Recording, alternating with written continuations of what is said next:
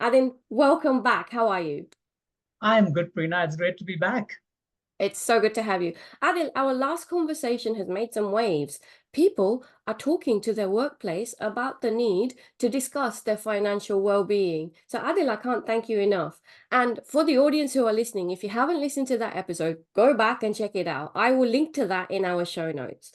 Adil, I wanted to bring you back for a very important reason. That episode has really made waves within the workplace. And in our first episode, Adil, we talked about the fact that financial well-being is something that we all need to consider within the workplace as employees and as employers. Money makes the world go around. The reason we're working is for Beautifully. money, right? So Prina, let's you said it beautifully. I've been saying that. I've been using that line a fair bit now as well. It's cheesy, but actually it's the truth. It's the truth. What the hell else are we working for? Yeah, otherwise I'll be at the Bahamas somewhere at a resort with you, hey, having some fun. And Now, I can just say one thing, I think, Prina, on that one is that I think money, I find, is the last, I would say, taboo in terms of ooh, our lives.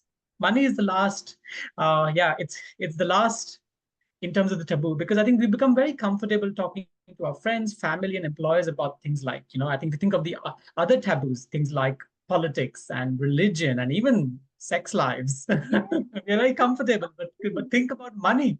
How often do we talk about money to anybody but ourselves? We have our own money stories in our heads. So I'm glad that you have brought it up as a key topic for employers and employees and for people to generally talk about and break the last, I would say, taboo. 100%. Now, Adil, people wanted to know a little bit more about you and a little bit more about me in terms of our money stories as well. And I'm happy, I'm always happy to share my background. Um, Adil, I'm going to share my background, then I'm going to ask you to share your background because yours is a fascinating one. So my Not as background. maybe not as fascinating as yours, Prina, but you go first. Come on, you're very kind. So my background, as Adil knows, and as many of our audience knows, I worked in HR for over 20 years in both areas of HR, generalist and then specialist HR. Adil, I focused, as you know, in organizational culture change and helping humans with behavior change, so leadership and people development. I knew there was more. So I decided to learn the system and become a consultant and find ways to change your workplace, which is this podcast. And when I was working, so my money story, I knew that I wanted to quit Adil and I knew I wanted to have my own business. So I worked solidly and I probably side hustled for around 7 years, building my brand, building my budget, building my savings, essentially. And Adil, when I quit my corporate job, I had around 6 months of savings within my bank account to help me as a buffer to kick off my business. And I'm really glad that I did that. So I already had a list of clients built up, my brand built up, and everything. And I, went off on my merry way. But I really want to talk to you about the concept of career change in this episode today. And I know that you have made a significant career change. So I would love to hear your story. Then I've got some questions for you in relation to career change, please, Adil. Sure, Prina. But first of all, I will say, as a financial planner, I love the fact that you mentioned that you had 6 months of savings before you made a significant life decision. And I can't tell you how much that was pleasing for me to hear that as a friend, you actually have followed some of the fundamentals of financial planning, which we've discussed offline in any case. So Yeah. well done to you. Um, so my story, Prina, mine is yes. So I moved to Australia nearly 20 years ago as a skilled migrant. I used to work in wealth management prior to moving to Australia. But when I moved to Australia and tried to break into the wealth management, financial planning sort of market over here, as I got really knocked back, to be honest, because I did not have an existing client base or a sort of a network here. And you come as skilled migrants, you come across that standard response, which is do not have local experience. Yeah. And I was like, in my head, I was like, money is money, irrespective of the color. Like what's so different about financial planning, wealth management in Australia compared to what I've done before. But anyway, uh, I was quite lucky enough that I already had an MBA as well, and so it became a natural pathway for me then to kind of fall into management consulting. An MBA leads to management consulting. Most people kind of understand that. And very lucky enough that over a 15-year period, I'm working in management consulting. I worked on a variety of projects focusing on workforce planning, leadership development, operations, optimization, business development, market and entry strategy. So I was very lucky to have diversity of experience from a management consulting perspective. And management consulting, for those who are listening, and I found it to be a great training ground in learning to think through problems and challenges using frameworks, systems, and processes. Also, it taught me really good skills around effective, I would say, communication and influencing using storytelling techniques. Because as humans, we are wired to listen to stories. We love a good story. And finally, just given the nature of the industry of management consulting, the intellectual prowess and rigor you're surrounded by means that you learn so much just through osmosis, and you need to lift your game each time if you want to progress in that industry. But anyway, that was for 15 years. I did that when I first moved to Australia, but I hadn't forgotten my first love, which was Yeah. financial planning. In fact, what I did during those 15 years was I just became my own financial planner. And along the way, worked with a few financial planners myself. Like, so I wanted to get some expert advice because I was not dealing with it on a day-to-day basis. And that's the key thing is like, we can't be experts in everything at the same time. We do need to understand expertise is if you need to be an expert in your career, your field. Having multiple expertise at the same time is sometimes not realistic. Yeah. So I worked with a few financial planners myself along the way to invest, save, and build my wealth over the last 15 to 20 years. And the consistent application of financial planning principles allowed me to reach a stage in my life where approximately now it's been 3 years now that I had some choices around the next phase of my career and my life. So I found myself in a situation then at that time where I could essentially take some risk around my income going backwards, but very importantly, not impacting my lifestyle and enjoying the present. Whoa. Uh, so, so what had really happened is essentially I made a mid-career transition to become a financial planner.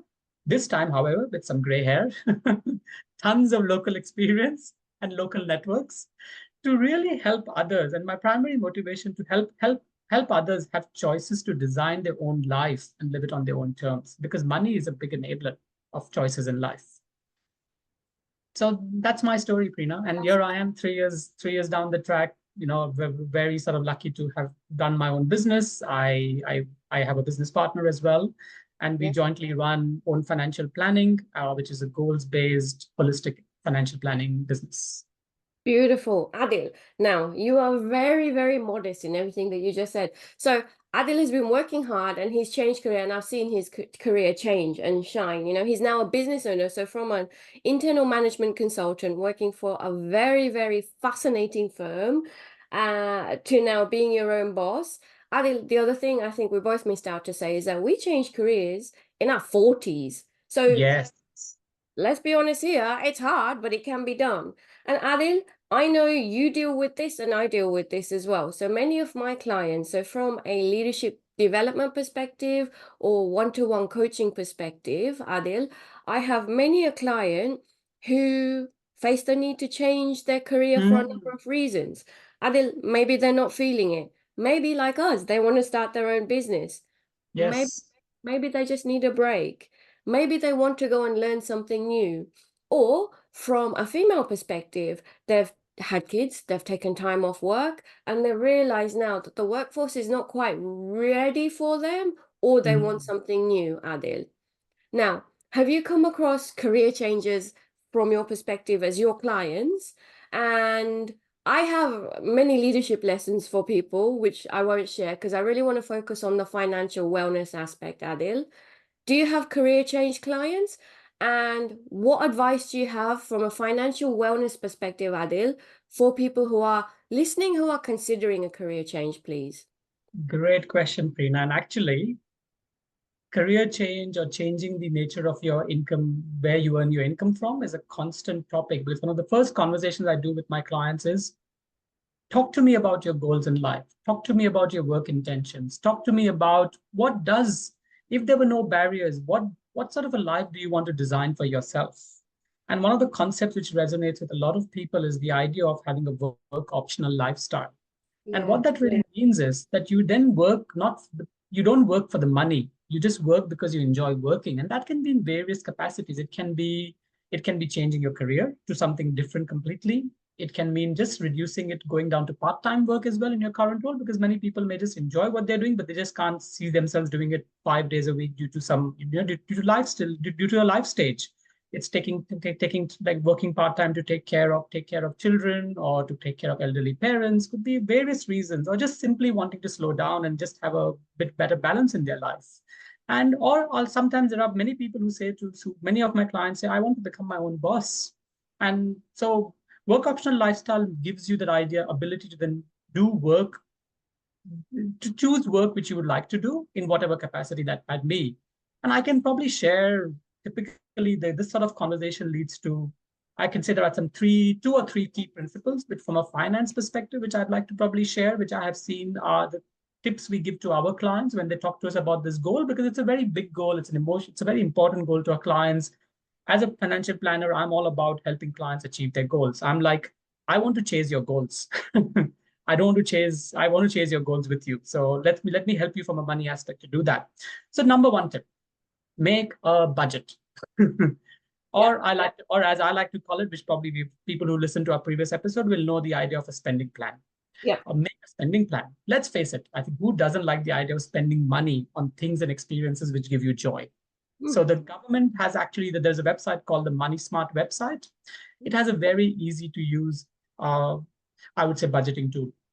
And I like this one because it really takes into account one-off yearly expenses or quarterly expenses, such as your car registration, which comes around once a year, or your utility bills, which may be once a quarter, which can get missed out on a monthly budget. So keep that in mind. You need to do an annual spending plan, but actually consciously see where you are spending your money and what lifestyle are you leading today, and what would you like to maintain. So this is about understanding lifestyle. A budget is about lifestyle. It's not about saying have less coffee or try and cut down on 2 coffees or have less avocado on toast. It's about really for you to get conscious about what are the things you're spending money on to lead the lifestyle that you want to lead and would like to lead through your money.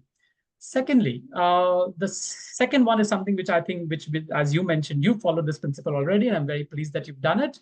We tell our clients, if you're going to do any such thing with regards to your career or to your job, make sure you have enough money saved up to cover at least 6 months of expenses.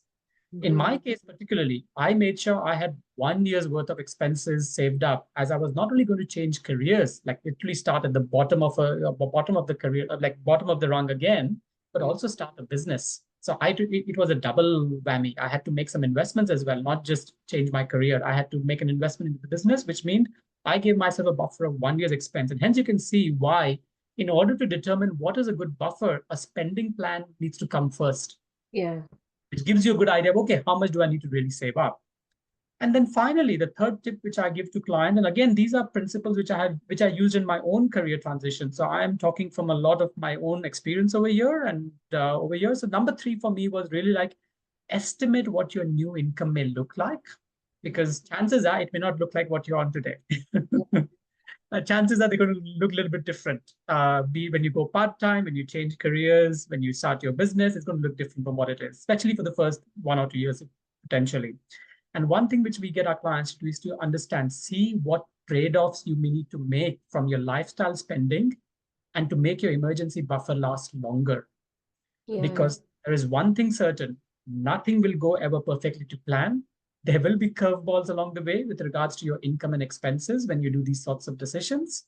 Yeah. So definitely start thinking about some trade-offs. So again, the principles of like that's why the spending plan becomes so critical. So you can really say, okay, am I spending money on things which really give me joy? Do I need to continue spending on these things? How do I make my emergency buffer last longer? Because it's not going to go as per plan. You may save up for 6 months and it may run out in 6 months, and then you are a little bit of, I would say, trouble if things don't go as per plan in your new career or new business. So in my case, I'll give an example. I'm very happy to share this. Is like I made a trade-off of actually not going on an overseas holiday for the first couple of years, which had just become part of my lifestyle previously when I had a stable income, employment, I was doing well in my career. Yes. So in my experience, just following these 3 principles and sharing these principles with my clients always as well in recently has made the transition journey a bit more enjoyable as well and smoother, because I wasn't counting every penny during the lean times in the early days of my business. Yeah, I was beautiful. still enjoying the present. I was still enjoying the present. I had kind of thought it through really well, and it made my transition, gave me the ability to focus on the future and not get so stressed about the present. Yeah, and you maintain your lifestyle minus the holidays, which you can live with, right? That was the That was a trade. trade-off I did. And everybody might have their own trade-off, but I think it's again about getting conscious and visibility, because these are some really big life decisions people are about to make. And your biggest asset, as we say in financial planning to people who are in their 30s and 40s and 50s, when I ask clients, what is your biggest asset? A lot of people will give the response and say, oh, it's my house or whatever. I say to them, no, your biggest asset is your ability to earn an income. Yes, yes, absolutely. And we need to manage that. Oh my gosh, Adil, I'm going to summarize your points in a second. In terms of leadership tips, in terms of the kind of career jump that you want to make, Adil, you know it, I know it. Many people fear that leap. So the kind of tips that I give is consider the knowledge that you can gain now in your current job, which you can take to your future job. And that's exactly what you and I have been working on over our years. Um, get a mentor in your new area if need Correct. be. Like suss it out before you make that leap. You know, grass is often greener on the other side, and we need to consider whether it is greener. See if you can get work experience, do some pro bono work if you can. Correct. Consider how you'll build your professional brand in your new industry. And then, as Adil said, three very, very important points. If you are considering a career change, make an annual spending plan, annual.